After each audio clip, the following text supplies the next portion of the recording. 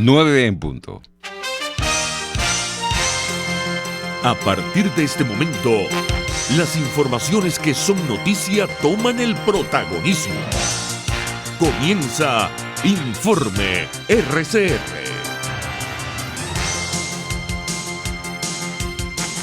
Muy buenos días. Hoy es 30 de junio de 2020 y están en sintonía de Informe RCR, que llega a ustedes a nombre de Jaime Nestares en la dirección general de la estación, de Wilitza Arcaya en la gerencia de producción, de Jackson Vargas en la coordinación de redacción. En la producción del espacio está Marilia García y en la dirección técnica César Arteaga. Les saluda Argenis Barreto a nombre de todo el equipo. Les recuerdo que tenemos un canal en YouTube, se llama rcr.tv, la radio que se ve. Allí los invito a que se suscriban y nos den un me gusta. Vamos ya a iniciar esta ronda informativa del día de hoy. Este martes, el alto representante de la Unión Europea para la Política Exterior, Josep Borrell, condenó la expulsión de la embajadora de la Unión Europea en Venezuela, Isabel Brillante, y aseguró que se tomarán las medidas necesarias habituales de reciprocidad. Entre tanto, la vocera de la diplomacia europea, Virginie Batou, afirmó hoy en rueda de prensa lo siguiente: vamos a convocar a la embajadora de Maduro ante las instituciones europeas hoy mismo y a partir de ahí vamos a ver qué medidas podrían seguir. Entre tanto, el secretario de Estado de Estados Unidos, Mike Pompeo, destacó el papel que está jugando el gobierno de Donald Trump para que países de la región como Venezuela recuperen su democracia. Más detalles en el siguiente reporte. Estados Unidos se focaliza en liderar la trayectoria económica del hemisferio occidental, pero esta prosperidad económica en las Américas depende profundamente de la libertad, dijo el secretario de Estado de Estados Unidos, Mike Pompeo, durante la Conferencia de las Américas 2020 en Washington. Sin libertad no hay prosperidad económica, ni progreso sostenible, ni un futuro mejor para nuestra gente. Es un logro notable que hoy solo los pueblos de Cuba, Nicaragua y Venezuela estén dominados por regímenes autoritarios en este hemisferio, y estamos trabajando para cambiar esos casos. En particular, dijo Pompeo, eso ha sido posible y será posible a través de coaliciones multilaterales como el Grupo de Lima y la Organización de Estados Americanos, y las alianzas con los varios países de la región para luchar contra el terrorismo y la inmigración ilegal. Jacopo Luzzi, Voz de América, Washington.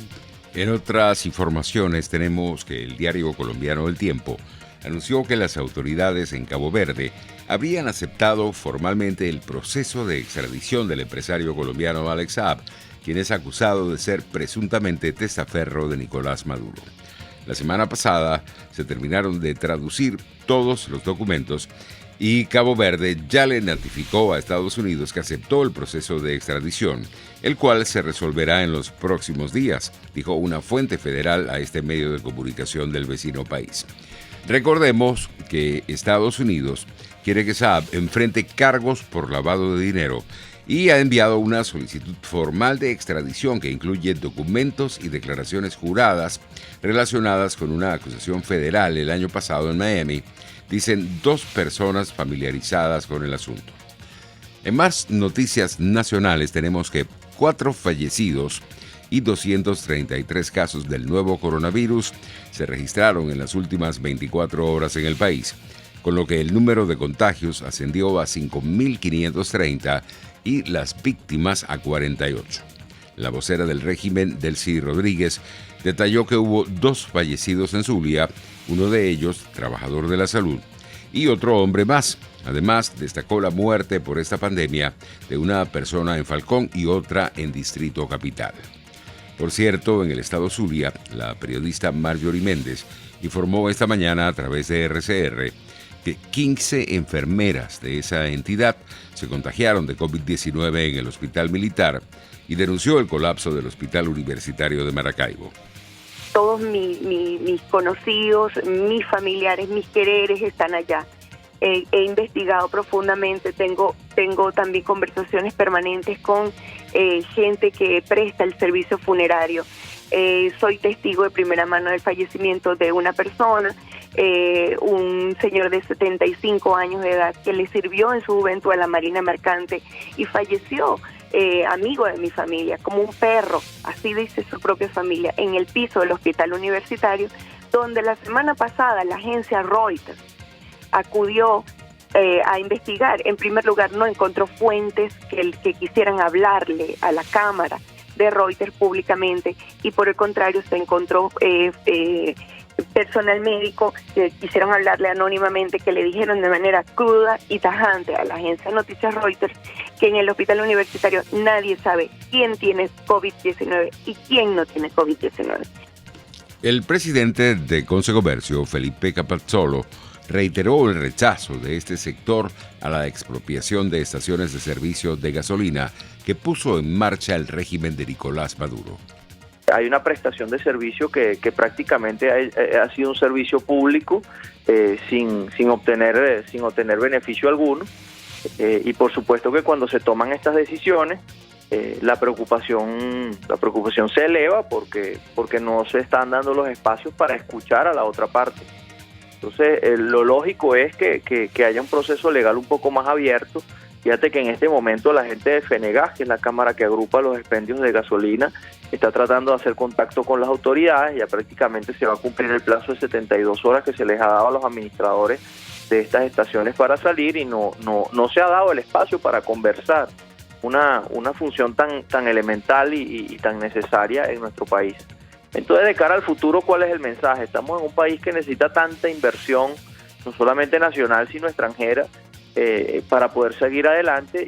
¿Y cuál es el mensaje que se está dando? El mensaje es que, bueno, las cosas pueden terminar así de un momento a otro, sin aviso y sin protesta. Entonces, es muy importante porque nosotros tenemos otros tantos sectores, es bueno que quienes nos escuchan lo sepan, hay otros tantos sectores que pueden ser afectados con medidas de este tipo. Por ejemplo, el que explota un manantial, por ejemplo, el que explota un medio de comunicación, por ejemplo, el que explota las telecomunicaciones. O sea, hay tantos ejemplos a nivel nacional de contratos de administración o concesiones, llamémoslo así de esta manera, y por supuesto que el mensaje no nos hace ningún bien, más bien nos hace daño. Las formas son importantes, sobre todo cuando hay contratos, sobre todo cuando se deben cumplir los requisitos legales. Entonces, de cara al futuro, sobre todo, de cara a resolver nuestros problemas. Por su parte, Carlos Larrazábal, expresidente de Fede Cámaras, destacó que las expropiaciones de las estaciones de servicio de gasolina es un nuevo abuso del régimen contra la propiedad privada. Atacando a empresarios que se mantuvieron durante todo el periodo sin ningún tipo de retorno por los precios de la gasolina como estaban, donde el negocio que se les prometió y el negocio que se planteó cuando hace ya 20, 30 años se abrió la inversión privada, la distribución de gasolina, ahora que se empiezan a normalizar los precios a valores internacionales, unilateralmente se les quitan los activos y se les quitan las concesiones que están manejando. Entendemos que muchas de estas estaciones de servicio, las infraestructuras, la logística, todo lo que está ahí montado era propiedad de estas personas, y unilateralmente se les desplaza, se les quita y se les manda a desalojar.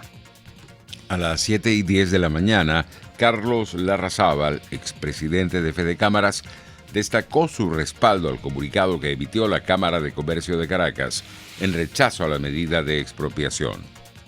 Un comunicado de orden político, más bien estrictamente técnico y profesional, de todas las violaciones que a su juicio se han dado en este caso. Y realmente es curioso donde cuando se habló hace unas semanas atrás de que el gobierno de Maduro estaría dispuesto a abrir la inversión privada para algunas actividades de la solución del problema de la gasolina, la respuesta ahora es atacar y destruir la participación de algunos privados que ya estaban ahí. Entonces, cuando lo que nos hace pensar y presumir, bueno, pues ¿qué hay detrás de fondo? Si quítate tú para ponerme yo. Y ahora que hay un precio internacional de gasolina en esas bombas que están siendo expropiadas, que están siendo confiscadas, bueno, ¿quiénes van a ser los nuevos operadores de estas bombas de gasolina? Entre tanto, Iván Freites, secretario general de Profesionales y Técnicos de la Federación de Trabajadores Petroleros, destacó cómo ha sido el proceso de adjudicación de estas concesiones en las estaciones de servicio de combustible. Esto no viene desde ahorita, y hay concesiones que tienen más de 30 años, 35 años, sale un señor diciendo allí en un video que se hizo viral. Esto, en verdad hay que decirlo, esto lo manejaron los políticos a su discreción y se agravó a partir de Hugo Chávez. Entonces las concesiones se daban de manera directa, de adjudicación directa, y se siguieron dando. ¿Qué es lo que está pasando ahorita? Ellos tienen un problema de que apenas se están produciendo apenas 35,000 barriles de gasolina terminada en Venezuela, la refinería Cardón, y eso hace de que la necesidad sea urgente. Lo que pasa con Irán, que fue el último que trajo gasolina a Venezuela, ya los cinco capitanes se los sancionaron, buques que tenían bandera panameña de Irán, y se les quitaron la bandera. Entonces son situaciones que se le van presentando. Entonces ellos están buscando la manera de tener gente de ellos mismos, que saben cómo es el negocio entre ellos, para ellos buscar la manera de que puedan importar gasolina. El problema es gravísimo porque nosotros creemos que la comercialización de combustibles en Venezuela tiene que manejarlo el sector privado, por supuesto, pero de una manera limpia, de una manera correcta. Por su parte, Víctor Salmerón, periodista especializado en economía, explicó por qué el régimen decidió expropiar estas estaciones de servicio que tenían asignadas desde hace varios años estas concesiones aprobadas por el Estado. Si hacemos un poco de memoria, con la Ley Orgánica del Mercado Interno de Combustibles, que fue aprobada en septiembre de 2008, cuando gobernaba el expresidente Chávez, en esa oportunidad en realidad se estatizaron todas las bombas de gasolina del país, pero muchas de ellas fueron dejadas en concesión a sus dueños. Durante todo este tiempo, desde el 2008 hasta acá, pues la gasolina Venezuela prácticamente la regaló en ese esquema cuando el Estado tenía recursos, ahora es un Estado pobre, tiene que cobrar la gasolina, y la ha comenzado a cobrar en buena parte de esas estaciones de servicio que están siendo ahora tomadas nuevamente por el Estado, o a las que se le está quitando la concesión. Son las estaciones de servicio que están cobrando en dólares, es decir, son estaciones de servicio que comienzan a dar algunas ganancias. Y bueno, eso ha hecho que el gobierno, de una manera muy poco justa desde mi punto de vista, haya decidido, ahora que es un negocio vender la gasolina, pues tomar el control de esas bombas de gasolina. En otras informaciones, destacamos en el siguiente reporte de nuestros colegas de La Voz de América cómo están aumentando las invasiones en el país en los últimos meses en el marco de la cuarentena. Durante los últimos 3 meses en Venezuela se han contabilizado 15 invasiones de inmuebles en la ciudad de Caracas. Enrique Ruy, uno de los afectados, industrial de larga trayectoria, relató que se encontraba cumpliendo la cuarentena en su vivienda con su familia cuando recibió una llamada telefónica en la que le notificaron que existía una situación de ocupación del edificio donde se encontraba su local e inmediatamente alertó a la policía. Sin embargo, señala que los agentes no pudieron actuar en contra de los individuos que habían ocupado sus instalaciones. Ruy expresó tristeza por lo ocurrido al tiempo que hizo un llamado a las autoridades para que defiendan a los pequeños industriales de la nación. Mire, yo me siento muy mal, primero porque la situación para una persona de 60 años que se queda sin empleo y que no es oligarca y que no vivo de la renta, sino que tengo que seguir trabajando, es una situación muy preocupante, pero más allá de eso, como venezolano me siento muy frustrado porque yo aposté a este país. En ese mismo sentido, el señor Eduardo Martucci, propietario de una empresa de equipos eléctricos, hizo un llamado al gobierno en disputa del país para que restituya la legalidad. Se habla de que el país, su prioridad es la producción, y aquí están matando 4 empresas productivas. Se está violentando el derecho humano al trabajo. El fiscal general de la administración en disputa del país, Tarek William Saab, por su parte, ha manifestado su rechazo a las invasiones e informó que durante su gestión se han realizado varias detenciones de integrantes de bandas dedicadas a esas prácticas que han sido acusados por delitos graves a la propiedad. Álvaro Algarra, Voz de América, Caracas. 9:18. En este momento se está llevando a cabo la audiencia de la Corte Internacional de Justicia por la demanda interpuesta por Guyana contra Venezuela con relación al laudo arbitral de 1899. Venezuela no reconoce esta jurisdicción porque en nuestra tradición los problemas de delimitación deben resolverse en forma bilateral y amistosa, no por la vía de hecho o judicial. Guyana no adhirió al protocolo que reconoce la jurisdicción de la Corte Internacional de Justicia. De allí que esta audiencia forzada por Guyana no debería tener otra resolución que la declaratoria de falta de jurisdicción e inadmisibilidad de esta acción. ¿Por qué llegamos a esta Corte Internacional de Justicia? Por la incompetencia, negligencia e ineficiencia de los gobiernos chavistas que privilegiaron la ideología por encima de la integridad territorial, echando por tierra años de defensa sostenida de nuestros derechos en el Esequibo. Esto son opiniones de María Teresa Belandria, ella es internacionalista. Guyana pretende que la Corte Internacional de Justicia acepte la competencia y jurisdicción para que se declare como válido el laudo arbitral de 1899, un laudo nulo e írrito para Venezuela. 9:20. Antes de ir a publicidad, tenemos también otras informaciones.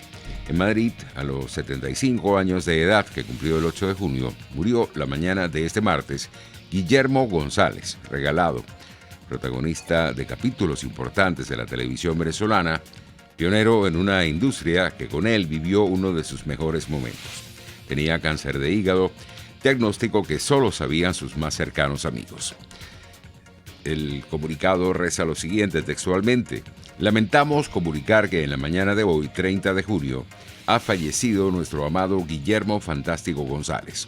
Queremos agradecer profundamente las muestras de cariño y condolencias recibidas, informó la familia González. La dedicación y el amor que Guillermito profesaba a la vida nos dejan un legado imborrable e irrepetible, lleno de éxitos y reconocimientos en los medios de comunicación en Venezuela, agrega el comunicado. Paz a su alma. Con esto vamos a publicidad.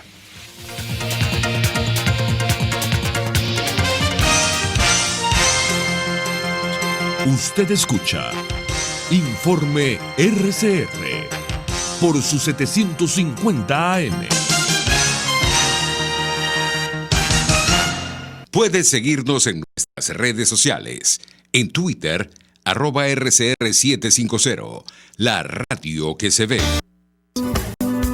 Dosis Alternativa es una ventana abierta donde usted hallará respuestas a diversos temas de salud que nos preocupan. La distensión abdominal, muchas personas lo plantean como una enfermedad. Sin embargo, la distensión abdominal, más que una enfermedad o una condición, es un síntoma y es un motivo de consulta sumamente frecuente entre los pacientes que van al gastroenterólogo o que vienen a la consulta de gastroenterología. Dosis Alternativa les hace llegar de una manera sencilla y amena la orientación de profesionales que necesita para comprender y manejar correctamente situaciones de nuestro día a día. Los resultados del laboratorio tienen que ser interpretados con la clínica del paciente. Si bien es cierto, siempre es bueno hacerse exámenes médicos por lo menos una vez al año, también es bueno hacerse también la evaluación clínica, no solo hacerse el examen de laboratorio, sino también ir al médico internista, hacerse un chequeo general anual. Dosis Alternativa con Marilia García y Jackson Vargas, de lunes a viernes a las 9:30 de la mañana, solo por RCR y RCR.tv, la radio que se ve. Les estamos presentando Informe RCR, el compacto informativo de esta hora, solo por RCR 750 AM.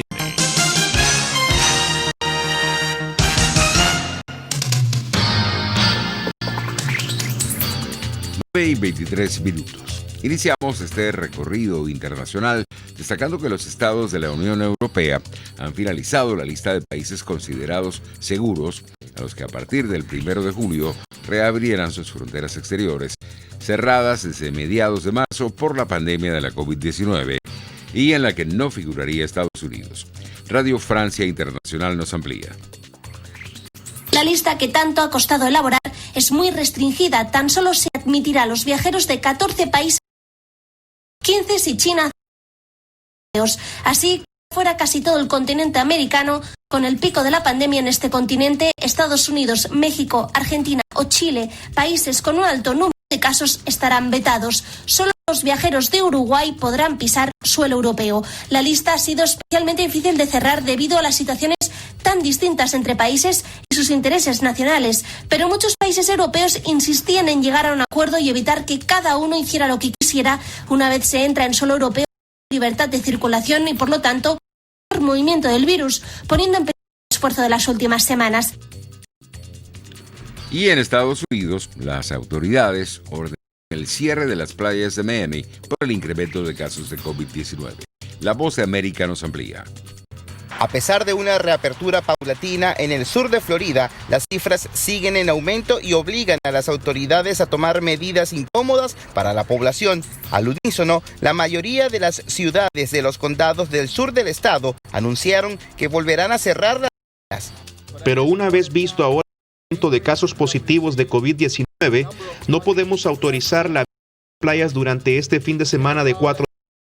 Miami-Dade cerrará sus playas, Palm Beach, y sabemos que si autorizamos acá tendremos una propagación mayor. Conversamos con visitantes y residentes en el sur de Florida quienes advierten sobre el impacto negativo de volver a cerrar las playas, pero manifiestan estar de acuerdo con las autoridades, pues insisten en que hay quienes no están cumpliendo las normas y restricciones. Se pone, y la gente que no hace caso, se pone un sinnúmero de personas que cómo se puede lidiar como, no te juntes, porque la gente igual no hace caso. Entonces, si no hay un freno por parte de la ciudad, no se van a disminuir los casos. Nos guardamos y pagamos cuarentena, hicimos todo lo que tenemos que hacer, se levantó, salimos a la calle, nos volvimos a contaminar, tenemos que empezar el proceso de nuevo y espero que esta vez nos vaya mejor. En Florida, el pasado sábado se llegó a la máxima cifra de registro positivo de COVID-19 en un día, contabilizando más de 9.500 casos en 20. José Pernalete, Voz de América, Miami. 9:25. La alta comisionada de la ONU para los Derechos Humanos, Michelle Bachelet, destacó los riesgos que supone la COVID-19 para los derechos humanos y pidió que los planes de recuperación económica y social los tengan como hoja de ruta. Bachelet instó a los países a adoptar medidas transformadoras, promoviendo la salud pública, la confianza en las instituciones y una mayor resiliencia social y económica. Pidió liderazgos basados en la claridad, las y los principios para la protección de los más vulnerables y hacer frente a las desigualdades frente a la crisis sanitaria. Y en más del panorama internacional tenemos que el ex primer ministro de Francia, François Fillon, fue condenado a 5 años de cárcel por malversación de fondos públicos y otros delitos. Los detalles en el siguiente reporte. Los magistrados estiman que François Fillon careció de ejemplaridad y de integridad y lo declararon culpable de desvío de fondos públicos mediante una serie de empleos ficticios de colaboradora parlamentaria que otorgó Penélope. El tribunal estima además que la pareja captó un total de 1.100.000 euros entre 1998 y 2013, una cantidad que la pareja Fillon deberá restituir al Parlamento francés. Por este enriquecimiento personal, el ex primer ministro de derecha y ex candidato presidencial fue sentenciado a 2 años de cárcel firme, 3 en suspenso y 375.000 euros de multa. Y en Rusia, el presidente Vladimir Putin llamó a los ciudadanos a votar en el plebiscito constitucional del que depende presentarse a la reelección 24, algo que le impide la actual Carta Magna. Según la Comisión Electoral Central, casi la mitad del electorado ya votó por adelantado, mecanismo ideado para evitar aglomeraciones y un posible rebrote del coronavirus, pero que la oposición considera un medio de promover el fraude. 9:27, así estamos llegando al final. Que tengan un feliz día. Hasta aquí este compacto noticioso. Manténgase en nuestra sintonía, porque estaremos informándole de la noticia al momento de producirse. RCR 750 AM. Sintonícenos a través de Periscope, @RCR750, la radio que se ve.